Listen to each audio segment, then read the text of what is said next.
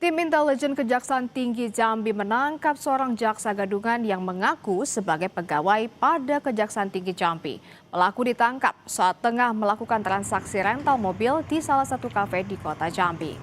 Jaksa gadungan diketahui bernama Ego Ilham Febreya, warga Kabupaten Sarolangun, Jambi.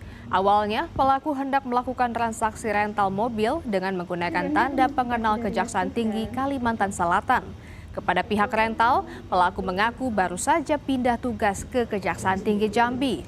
Pelaku ditangkap di salah satu kafe di kota Jambi dan dari tangan pelaku, petugas juga menyita sejumlah pakaian dinas harian beserta atribut dan tanda kepangkatan jaksa.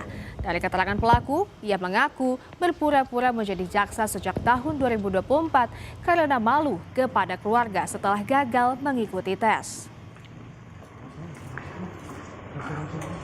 Selanjutnya bahwa tim intelijen melakukan pengecekan di rumah kos tersangka, di rumah kos yang tersebut di Pematang Sulur, dan kami menemukan aksesoris berupa pakaian PDH, PDUK, PDUB beserta aksesoris, dan ditemukan SIM yang bersangkutan pekerjaannya sebagai jaksa. Sehingga tadi malam itu dia akan merental mobil dan mengaku sebagai jaksa, yang mau ke Sarolangun seperti itu. Seorang pemuda